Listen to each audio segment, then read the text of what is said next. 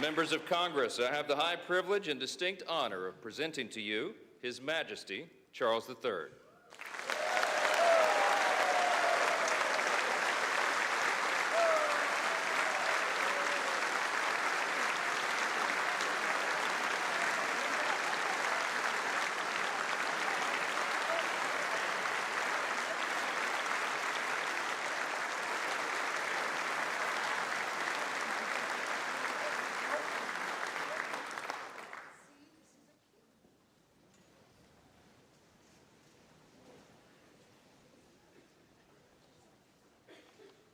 Mr. Vice President, Mr. Speaker, members of Congress, representatives of the American people across all states, territories, cities, and communities.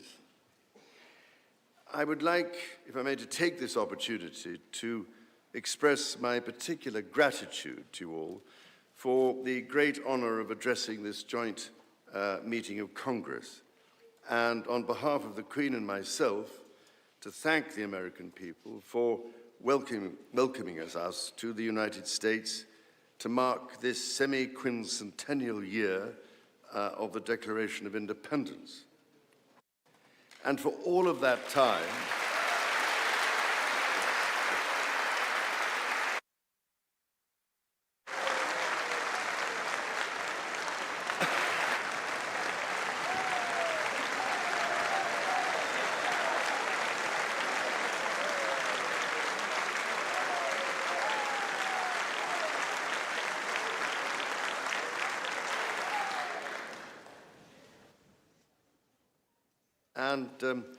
for all of that time, our destinies as nations have been interlinked. As Oscar Wilde said, we have really everything in common with America nowadays, except, of course, language. So, ladies and gentlemen, we meet in times of great uncertainty, in times of conflict from Europe to the Middle East, which pose immense challenges for the international community and whose impact is felt in communities the length and breadth of our own countries. We meet, too, in the aftermath of the incident not far from this great building that sought to harm the leadership of your nation and to foment wider fear and discord. Let me say with unshakable resolve, such acts of violence will never succeed.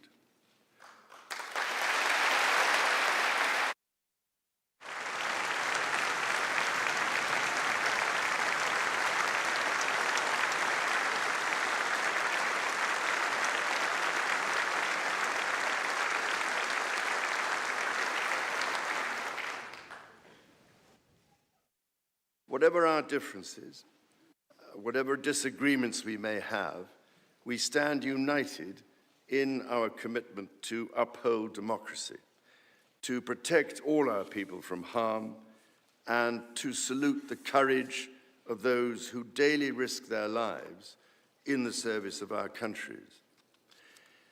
Standing here today, it is hard not to feel the weight of history on my shoulder, because the modern relationship between our two nations and our own peoples spans not merely 250 years, but over 4 centuries.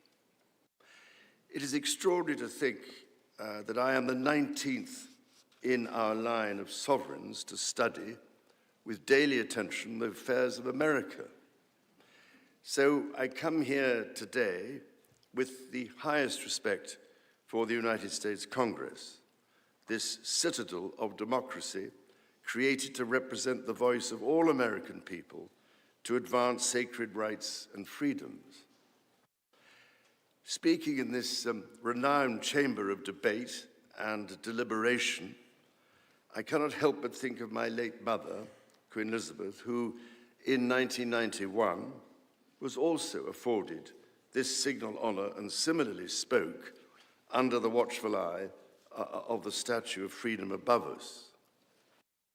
Today, I am here on this great occasion in the life of our nations to express the highest regard and friendship of the British people to the people of the United States.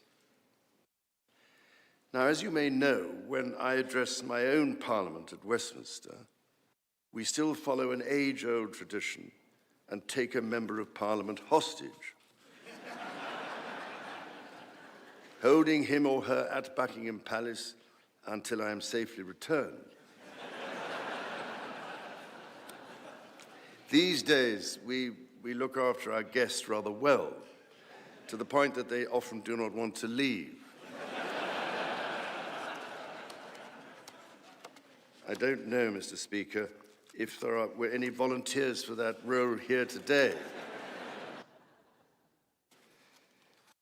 As I look back across the centuries, Mr. Speaker, there emerge certain patterns, certain self-evident truths from which we can learn and draw mutual strength.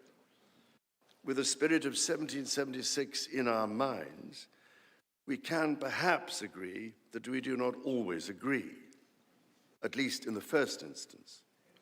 Indeed, the very principle on which your Congress was founded, no taxation without representation, was at once a fundamental disagreement between us, and at the same time a shared democratic value which you inherited from us. Ours is a partnership born out of dispute, but no less strong for it. So perhaps in this example, we can discern that our nations are in fact instinctively like-minded, a product of the common democratic, legal, and social traditions in which our governance is rooted to this day. Drawing on these values and traditions, time and again, our two countries have always found ways to come together. And by Jove, Mr. Speaker, when we have found that way to agree, what great change is brought about, not just for the benefit of our peoples, but of all peoples. This, I believe, is the special ingredient in our relationship. As President Trump himself observed during his state visit to Britain last autumn, the bond of kinship and identity between America and the United Kingdom is priceless and eternal. It is irreplaceable and unbreakable.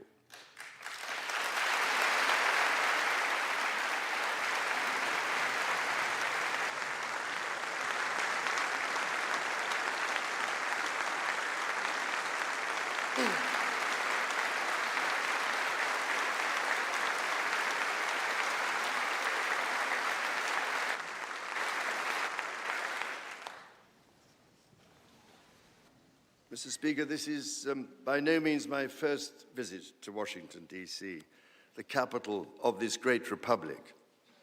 It is, in fact, my 20th visit to the United States and my first as King and head of the Commonwealth. This is a city which symbolizes a period in our shared history, or what Charles Dickens might have called a tale of two Georges.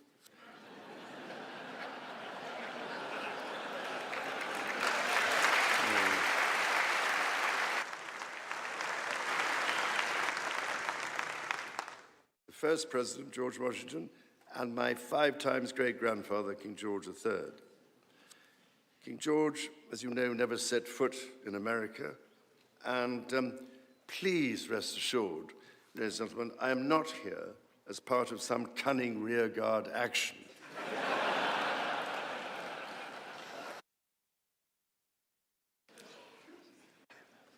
The founding fathers were bold and imaginative rebels with a cause. 250 years ago, or as we say in the United Kingdom, just the other day,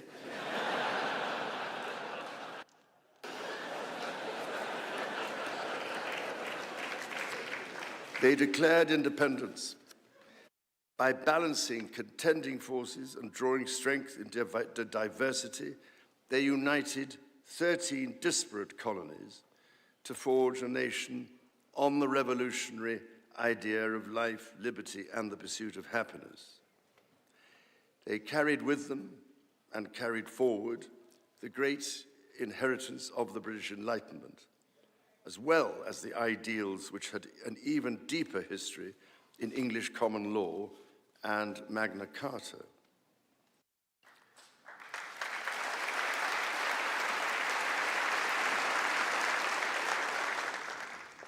These roots run deep, and they are still vital. Our Declaration of Rights of 1689 was not only the foundation of our constitutional monarchy, but also provided the source of so many of the principles reiterated, often verbatim, in the American Bill of Rights of 1791. And those roots go even further back in history. The US Supreme Court Historical Society has calculated that Magna Carta is cited in at least 160 Supreme Court cases since 1789, not least as the foundation of the principle that executive power is subject to checks and balances.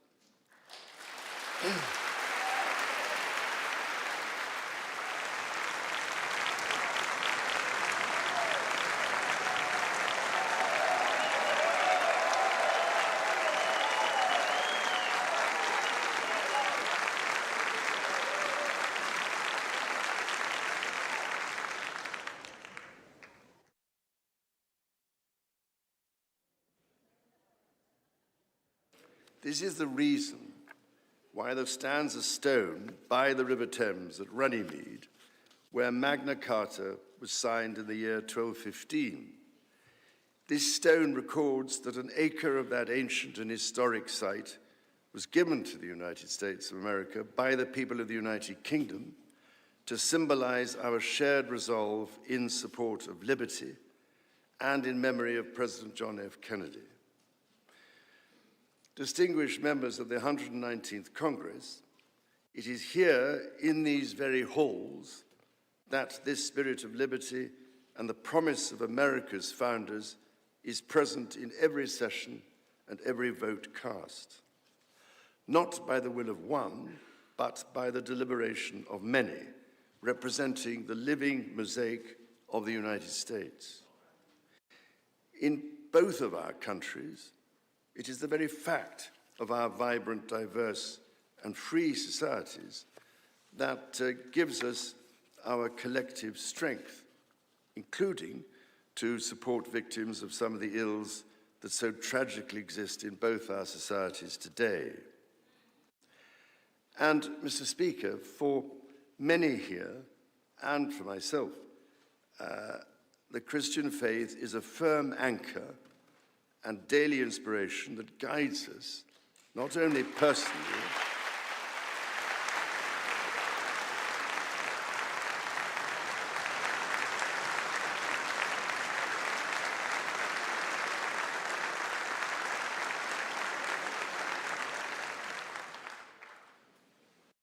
that guides us not only personally, but together as members of our community. Having devoted a large part of my life to interfaith relationships and greater understanding, it is that faith in the triumph of light over darkness which I have found confirmed countless times. Through it, I am inspired by the profound respect that develops as people of different faiths grow in their understanding of each other.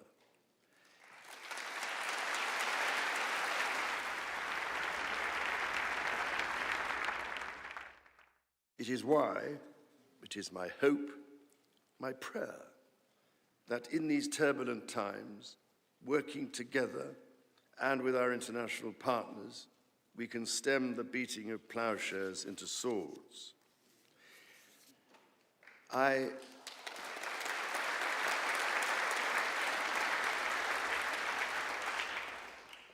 am mindful that we are still in the season of Easter, the season that most strengthens my hope. It is why I believe with all my heart that the essence of our two nations is a generosity of spirit and a duty to foster compassion, to promote peace, to deepen mutual understanding, and to value all people of all faiths and of none.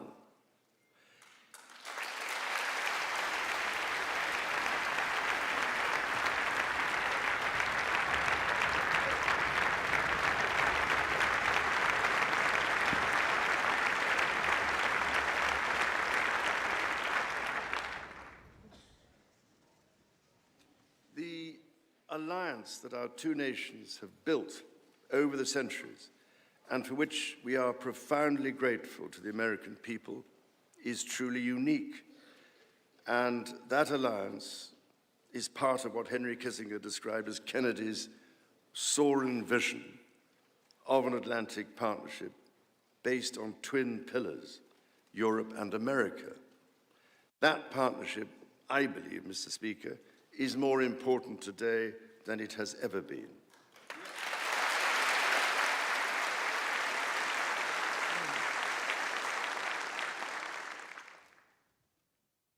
The first reigning British sovereign to set foot in America was my grandfather, King George VI. He visited in 1939 with my beloved grandmother, Queen Elizabeth, the Queen Mother. The forces of fascism in Europe were on the march, and sometime before the United States had joined us in the defense of freedom, our shared values prevailed. Today, we find ourselves in a new era, but those values remain. It is an era that is in many ways more volatile and more dangerous than the world to which my late mother spoke in this chamber in 1991.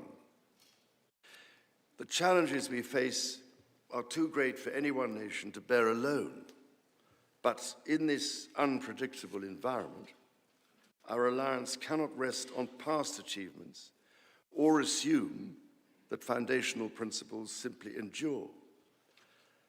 As my Prime Minister said last month, ours is an indispensable partnership. We must not disregard everything that has sustained us for the last 80 years. Instead, we must build on it.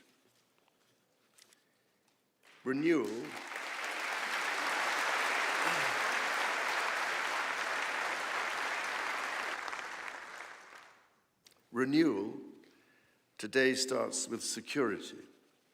The United Kingdom recognizes that the threats we face demand a transformation in British defense.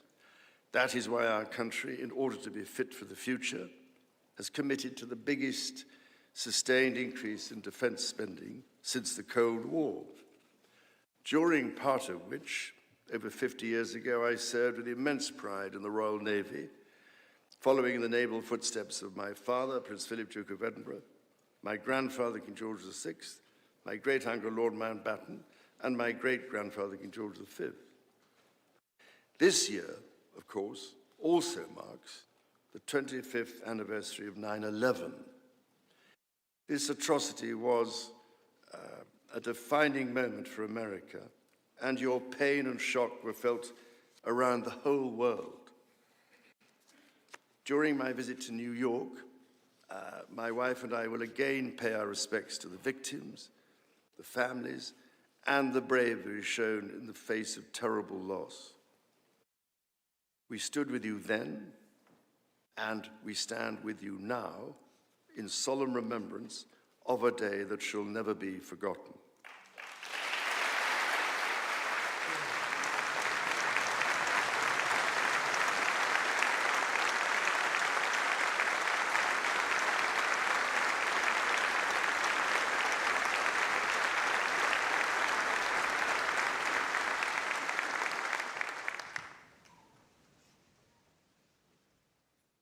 In the immediate aftermath of 9/11, when NATO invoked Article 5 for the first time, and the United Nations Security Council was united in the face of terror, we answered the call together, as our people have done so for more than a century, shoulder to shoulder through 2 world wars, the Cold War, Afghanistan, and moments that have defined our shared security.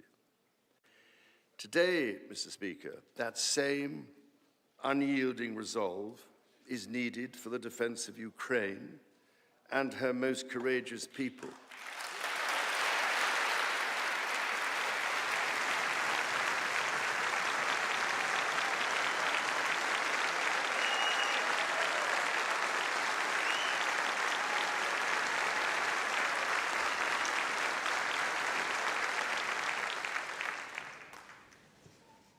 It is needed in order to secure a truly just and lasting peace.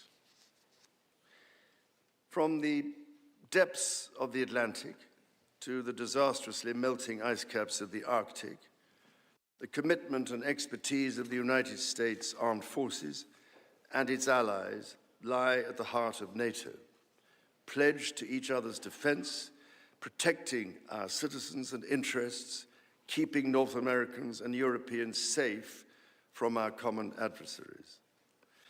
Our defense, intelligence, and security ties are hardwired together through relationships measured not in years, but in decades. Today, thousands of US service personnel, defense officials and their families are stationed in the United Kingdom, as British personnel serve with equal pride across 30 American states. We are building F-35s together, and we have agreed the most ambitious submarine program in history, AUKUS.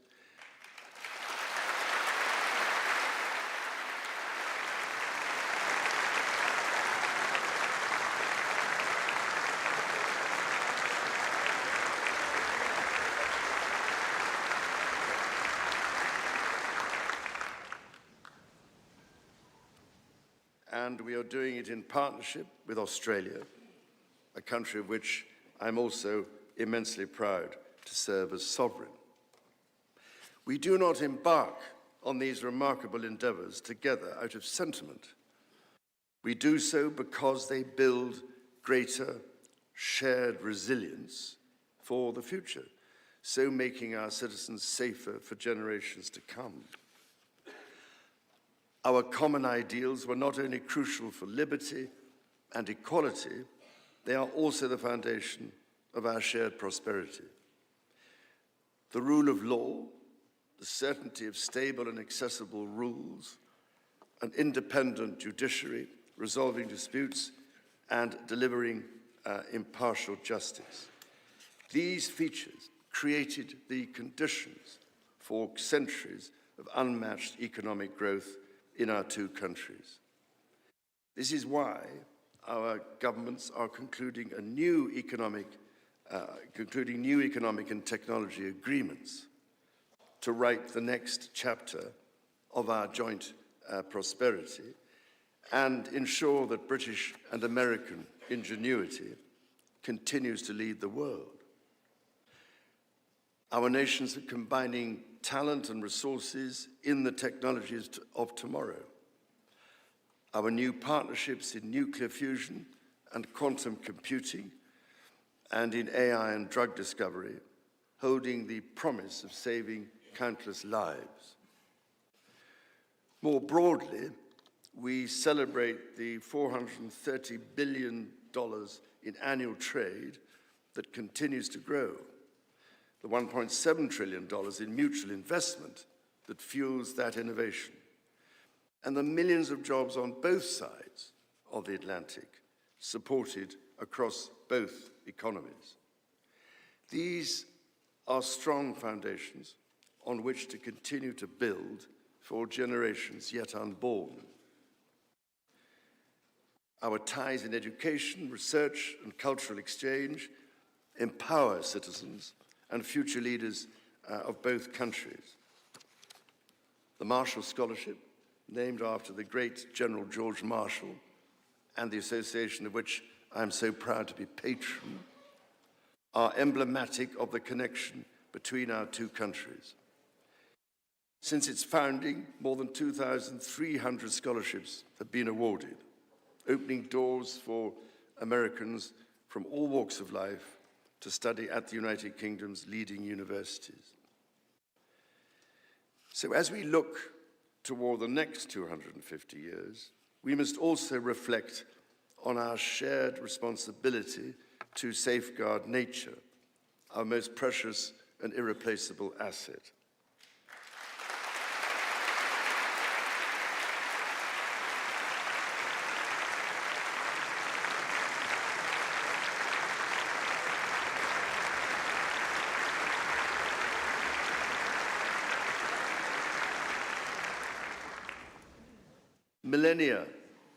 Millennia before our nations existed, before any border drawn, the mountains of Scotland and Appalachia were one, a single continuous range forged in the ancient collision of continents.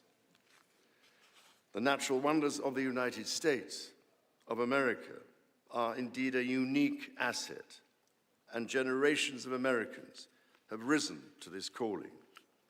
Indigenous, political, and civic leaders, people in rural communities and cities alike, have all helped to protect and nurture what President Theodore Roosevelt called the glorious heritage of this land's extraordinary natural splendor, on which so much of its prosperity has always depended. Yet, even as we celebrate the beauty that surrounds us, our generation must decide how to address the collapse of critical natural systems, which threatens far more than the harmony and essential diversity of nature. We ignore at our peril the fact that these natural systems, in other words, nature's own economy, provide the foundation for our prosperity and our national security.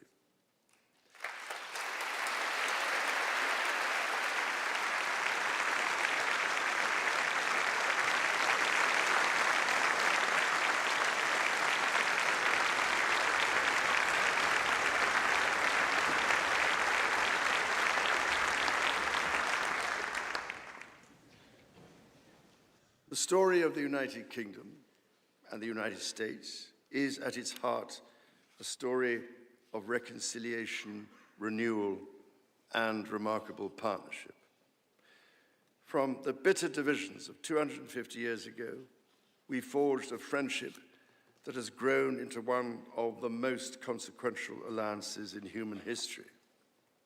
I pray with all my heart that our alliance will continue to defend our shared values with our partners in Europe and the Commonwealth and across the world. And